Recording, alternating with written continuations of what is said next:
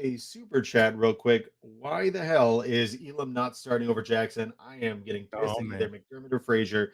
Is a way better athlete. Cincy will kill Dane.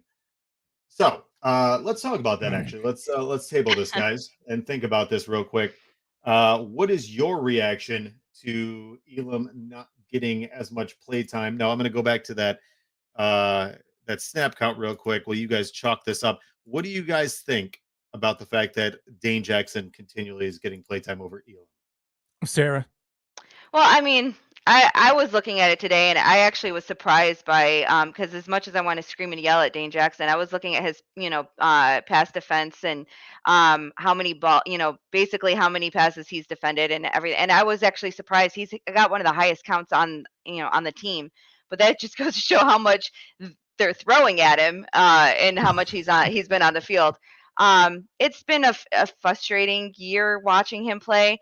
But obviously the team sees something with Elam that we're not seeing. I mean, at the beginning of the year, we were kind of, wow, Benford's breaking out more than Elam is, and I think that right now he just hasn't been able to really find his groove yet. But we're gonna need him this week, and I think that I was kind of looking at everything today, and Cincinnati's wide receivers, they're all tall. He's taller. So I think that we're really going to need him out there. So I think he'll get a higher snap count. Hopefully he's showing something that he'll be able to get back out there. But, as much as we all love Dane, for what it is, he's just not the answer out there. So I'm Sarah. I'm gonna say it like this. I think what McDermott is doing with Elam is absolute atrocious. It makes no sense to me whatsoever. I can't stand it. He's tinkering with this guy. I don't know what. Maybe you're right, Sarah. Maybe there's something going on behind the scenes that we don't know. But I don't care because it's ridiculous. This guy was drafted in the first round. How long have we been waiting for Brandon Beane to invest high capital, draft capital in a cornerback too? For so long, we've been dealing with the likes of guys, 6th-round draft picks, undrafted guys, Levi Wallace. He finally went ahead and invested in a guy in Kaiir Elam out of Florida, a guy who's a big-bodied, physical cornerback, press man guy, right? That we need in this scheme.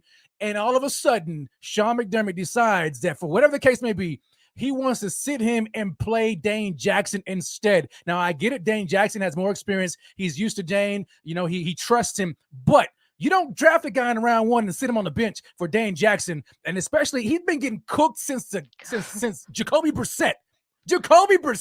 Okay, yeah. and he has not looked very good since then. Granted, yeah, then maybe times here and there where he has a pass defense there, but by and large, he has looked very, very, very, very, very, very bad in my opinion. And meanwhile, here is your first round cornerback in the doghouse. That's all I can call it. He's in the doghouse. He was inactive, right? Because McDermott said, hey, I want to activate Xavier Rhodes because I want to see what I have in Xavier Rhodes, this guy that you brought and put him on the practice squad. And then the week later, okay, Xavier goes back to the practice squad. Kaiir Elam is brought up. He doesn't play.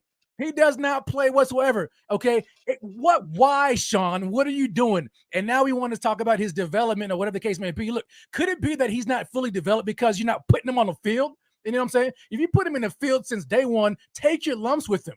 Take your lumps this season and see where he stands at this time right now. There's other rookie cornerbacks who are looking very good. You got Tariq Woolen, who I wanted, by the way. Tariq Woolen out there in Seattle was what, a 5th-round draft pick? And he's looking as good as he is now. I mean, come on, Sean. I don't know what you're tinkering just like you used to tinker with the offensive line. Stop it. Put Kaiir Elam in. But now it's almost like bad because now you get the playoffs and you need a guy with more experience. So almost like by default, you're going to have to lean on Dane Jackson more. It's to nobody else's fault but Sean McDermott, in my opinion, unless he says something else, which we know he won't. Right. We had some good comments on here. Daryl, Dane is good position in most cases, just terrible ball skills. And he's more of a press man cover. That was actually what I was going to say myself. Yeah. Coming out of college, he is a press man cover or press man corner. Where we play more of a nickel zone, a 2 high shell. So for us, it's very, very different. And I think my guess was they thought out of training camp they'd be able to get him converted, get him more comfortable. It just hasn't happened as quickly. But what I will say is looking at the snap count this past week, Dane Jackson played 37 snaps for 59%. Kaiir Elam played 30 snaps for 48%. So he wasn't crazy behind. He only played 7 less snaps in the game. But what I will say is it definitely is something that I think is potentially trending in the right direction. But we've seen very quickly Dane has just been a massive liability. And, Massive. I think multiple people have said if you look at it, his ball skills are just unfortunately not playing to par or up to snuff.